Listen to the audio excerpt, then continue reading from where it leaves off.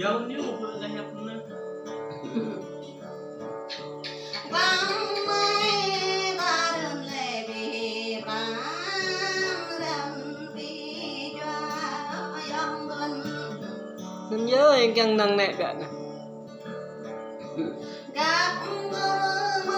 hàng đợi tuần mà gặp mưa đây đợi tuần mà gặp má bay mưa vì đợi tuần mà vô thao nó nghe dòng tuần mô thao ra bên đời dòng tuần ta lại nhìn cái ưu này dòng tuần ôi dòng tuần hiếm đi cây cầu này đã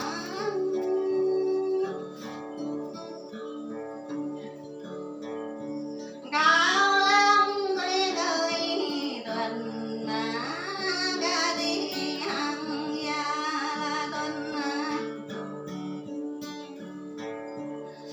ca mang dân tuần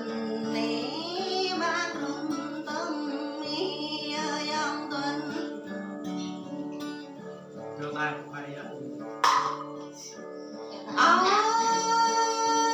dòng tuần hiếm đi cây cầu này đã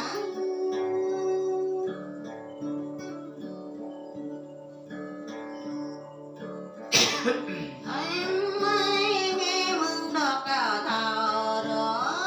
em này lại lo cao mừng thảo là em này cha nè cao mừng nhí đây dòng tuần linh đây Run nhớ từ ôi dòng tuần hiếm đi cây cầu này đã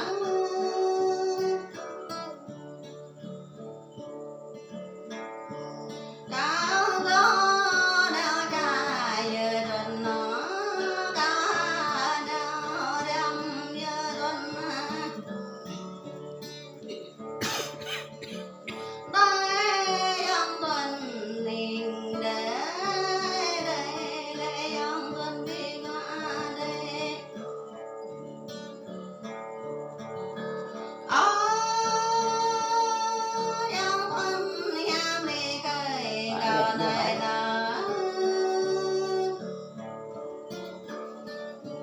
Ê, bạn định được ba. cao mây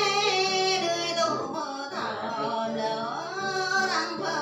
mơ thảo ngâm mơ tuần Lên viên đó như là